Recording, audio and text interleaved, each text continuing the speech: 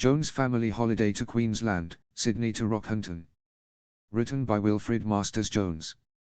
This is an account of the Jones family's winter holiday, taken at the end of August 1969, in Australia. There were 5 of us, myself, my wife Jean, and twin daughters Anne and Margaret, aged 15, and my son Brian, aged 13. We headed north from Sydney, crossed the border into Queensland and travelled up the road known as Highway 1 with the intention of reaching Proserpine. Australia has often been described as a country of strange contrasts, and we found this, even on our short tour of 2,000 miles. We passed from floods to drought conditions in a distance of 200 miles and changed from a bitter cold wind coming off the sea at Port Macquarie to the heat of a tropical sun at Rockhampton. We passed through Buderim, a land flowing with milk and honey, to a drought-stricken area of dead trees, scorched grass and dried-up creeks, where the cattle were being moved south in an effort to save them from starvation. We found a contrast in accommodation too. One night we slept in a beautiful glass fiber caravan, and on another occasion in a single-decker bus, about 30 years old, which had been converted by a very amateur carpenter. Knowing that we would find bad roads, I had new rear springs fitted to the Rover and carried quite a few spares. We had 2 tents on the roof and carried complete cooking equipment. I removed the windscreen washer bottle from the side of the engine and made a wire basket to carry a kettle, 3 saucepans, a meth stove and 5 enamel plates, which all fitted between the exhaust manifold and the wing. It looked odd, but it made quite a talking point whenever I lifted the bonnet to take on oil at a garage. I also removed the armrest from the front seat to make space for a first aid kit and my wife's handbag. The car alone weighted 30 cwt, hundredweight, and when fully loaded it must have been well in the region of 2 tons. I think some of our Aussie friends thought that they would never see us again, because we had warnings about staying with the car if we broke down and not trying to get help. I know there are some regions in the north where the police refuse permission to proceed any further unless one has a Land Rover. There must be thousands of these go-anywhere vehicles in Australia, giving good service in rough country. Well, we started our safari at 6 a.m. on a Saturday morning. Rain was falling, but we hoped that as we proceeded north up the Pacific Highway the weather would improve, and so it did, after 2 days of torrential rain which at times slowed us down to 15 miles per hour. Some roads were flooded, but fortunately not enough to hold us up. At a Sullivan's Gap we passed through our first rainforest, and it was so heavily wooded that we had to put our headlights on. We slept in motels or caravans, as camping was out of the question, and spent our first night at Port Macquarie. We found a motel on top of the cliffs and took a family suite. I thought any port in a storm. The rain was coming off the sea, and just running from the car to our quarters got us wet through. We left Port Macquarie the next morning after the proprietor had given us a large sheet of plastic to put over all our belongings on the roof rack. Our canvas sheet was no match for tropical downpours. On the second day we came to a place called the Banana Bowl, acres of banana plantations growing on steep slopes. This area is supposed to have the most equable climate in Australia. Average winter temperature 67 degrees Fahrenheit and in the summer 80 degrees Fahrenheit. Each banana plant produces a bunch of about 300 fruits every 18 months. The plant is then cut down and a new one grows out from the base. A good bunch can weigh from 70 to 100 pounds. Growers use colored plastic bags to help ripen the fruit, and this makes a strange sight when seen from a distance. The bags are a light blue color, and it appears to every traveler passing by that they are growing balloons on the trees. On approaching Grafton we had a drive-through flood 6 inches deep and progressed very slowly in bottom gear. I called at the NRMA office to find out if there were floods ahead. We wanted to turn back after 400 miles. Whilst waiting for them to phone, I bought a canvas tarpaulin and some rope at a government surplus store, and we lashed everything down on the roof, guessing that wind would be our next hazard. We were too early in the season to see the famous jacaranda avenues in bloom, so we bought a picture postcard instead. We crossed the Clarence River, which was in flood and looked like the Mississippi. At Tweed Heads we had just erected our 2 tents when a hurricane arrived, blowing off the sea, bringing most of the sea with it. We found under these conditions the tents were not waterproof, and so it was necessary to pack up in double quick time and bundle everything in the car. Jean tried to find accommodation for us in the town, but everybody had gone to Earth, and so we had to sleep in the car, all 5 of us. The third day brought us to a stretch of beach known as the Gold Coast, and Surfers Paradise, a brash holiday resort very much akin to the French Riviera with concrete hotels, neon signs and various devices for extracting the visitors' money. We passed on. The following day we came to Glass House Mountains, but could only see the base of two of them, because of the low rain clouds. We had no idea how spectacular they were until we saw them on the return journey. On the fifth day the weather improved, and we found ourselves in sugarcane and had never seen pineapples growing before. They are cultivated on slopes facing the sun where there is good drainage. A detour then brought us to Buderim, a place we had read about in England and wanted to see because of its amazing fertility. The soil is unbelievably red, and produces strawberries, pineapples, and ginger of very fine quality. We spent an hour touring round a ginger factory, the only one in the southern hemisphere we were told. By the way, Buderim is the Aboriginal word for honeysuckle. We thought the place was rather aptly named. On our return to England, we found Marybud ginger could be bought in most of the better quality shops. On the sixth day we passed through more sugarcane plantations and noticed they were usually on floodplains alongside wide rivers. The cane factories run their own railways called trams, and the lines cross the roads with no gates or barriers of any sort. We came to a town called Gympie, where $170 worth of gold had been mined about 100 years ago. The few remaining homes were built up on stilts to get a flow of air underneath during the hot weather, at least that's what we were told, but I think it probably has something to do with snakes. It was about here that we were climbing a steep hill and came up behind a heavy lorry struggling up in bottom gear. The road was narrow and I was wondering if there might be an opportunity to pass when I suddenly noticed the letters TNT painted on the back. Now in England it is the law that any vehicle carrying explosives must have the fact painted on the lorry, and TNT to me meant trinitrotoluene. If that lorry was loaded, I thought, there was enough explosives to flatten the whole of Parramatta, and if it was likely to go up, I preferred to be in a different part of Australia when it happened. So, I pulled off the road and let the mobile bomb get ahead for a few miles. It was some time afterwards that I discovered what TNT meant in Aussiland, and we all had a jolly good laugh. We were now 1,000 miles north of Sydney and the temperature was rising. The next town on Highway 1 was Childers, in the midst of sugarcane country, and we stopped for petrol and a picnic lunch. I got talking to a cane harvest contractor and was complaining about the heavy rain we came through earlier that week. He said, "Pity you haven't brought some with you, the last time it rained here was on Christmas Day." That was 9 months ago, so we had passed from floods to drought country within 200 miles. As someone said, it was so dry you had to be primed before you could spit. My children were very amused by our visit to Childers. It was exactly like one of those Texas ranch towns one sees in westerns, with swinging doors to the pubs, verandas over the shops, and a main street which was just about shooting distance wide. One could imagine two stockmen coming out of opposite pubs and whipping out their 6-shooters. The men wore wide-brimmed hats, and at midday the place was quiet as Tombstone in the film High Noon. The weather seemed to be set fair, so we decided to camp alongside a dried-up creek, on a space set aside for travelers called a rest area. This was provided with a fireplace, kindling wood and toilets, by the Department of Main Roads. There was a gas station near, the only sign of habitation we had seen for many miles. We pulled in at 4 p.m. and everybody had a job to do, as we had 2 tents to pitch, get a meal and wash up before 6 p.m. when darkness falls suddenly. We were running low on water and offered to buy some from a petrol station. They were using bore water, running a Lister engine to pump it up, and gave us 2 gallons. We carried a folding table with 4 seats, all combined, which was a great asset. I always think a meal on the ground is more of a picnic for the ants than the humans. I unloaded the roof rack while others prepared a meal and pumped up the beds.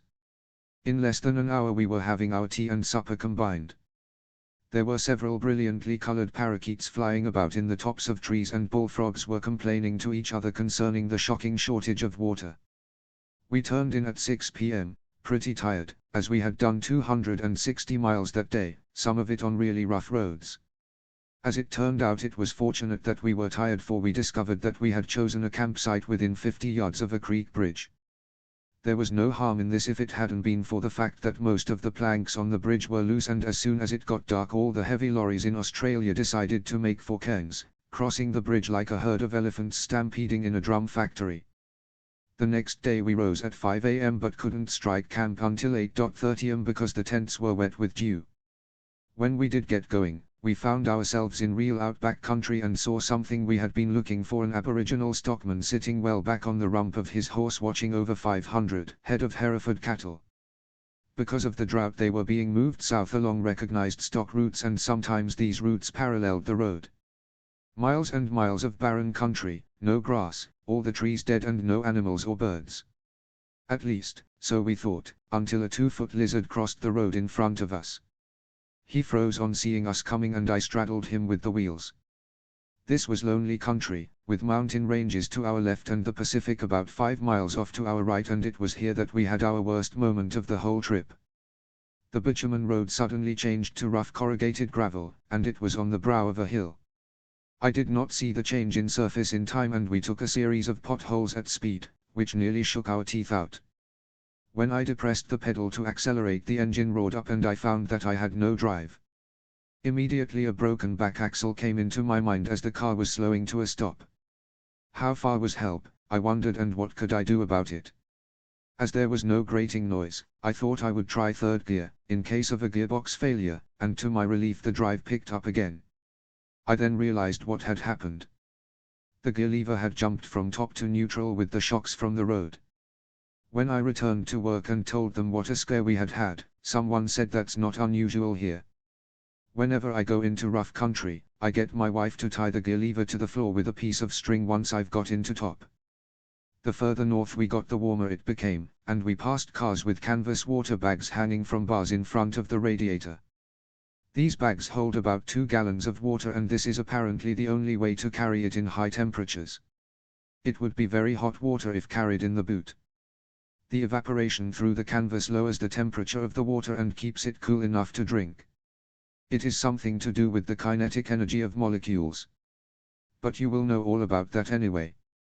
At midday we arrived at the Tropic of Capricorn and stopped to have a look at an aluminium pylon erected to mark the exact latitude of 23.5 degrees. The temperature was 85 degrees Fahrenheit and we had crossed into the tropics.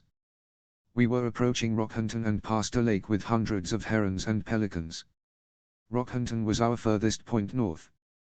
It was a fine city with wide streets and coconut palms down the center, blazes of color everywhere with bougainvillea and poinsettias. Average temperature in the winter is 67 degrees Fahrenheit and only exceeds 95 degrees Fahrenheit for 17 days of the year. It has been known to go up to 114 degrees Fahrenheit. We had hoped to go further north than this, but the very bad weather we encountered at the start of our tour forced us to cut back our program because of time. Rockhampton was the best place we'd found so far, very clean and tidy with an obvious civic pride and very prosperous looking. We spent 2 nights in Rockhampton in a beautiful fiberglass caravan with a Morphy Richards fridge and electric cooker. A laundry was available with plenty of hot water and all the services the traveler could want.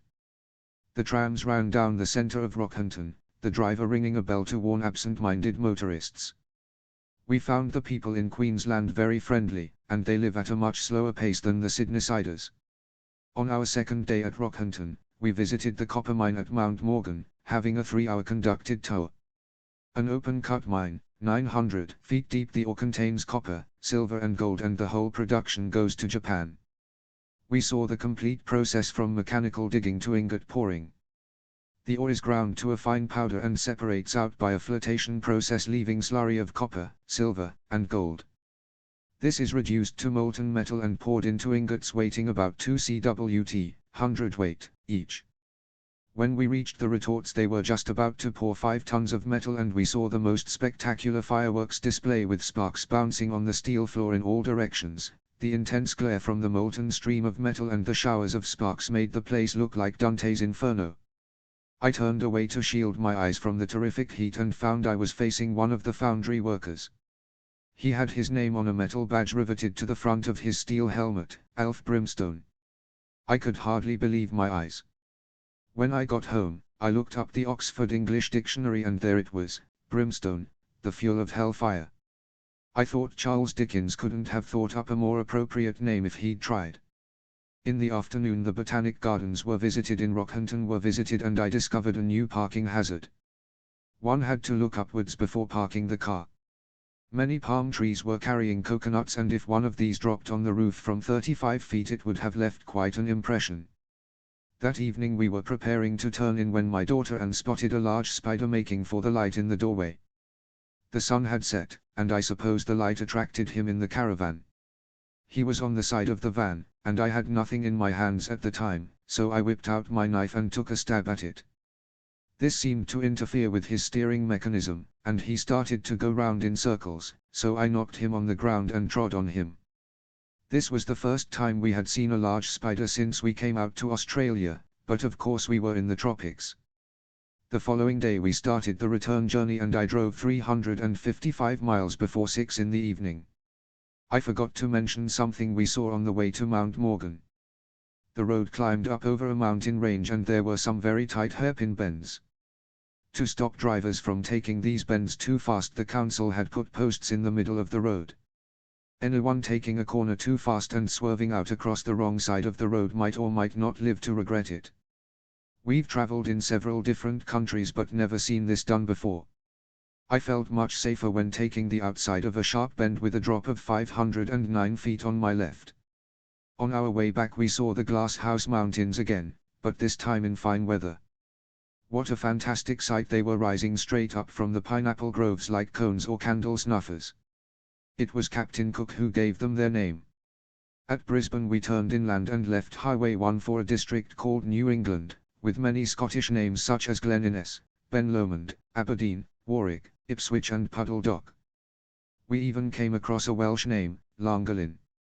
This was a rich tableland of pasture, citrus plantations, and grain fields. We climbed up through Cunningham Gap to the Darling Downs.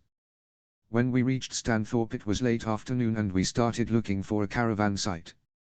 We had left it rather late for camping and for hiring a caravan too, for all we could get was a converted bus.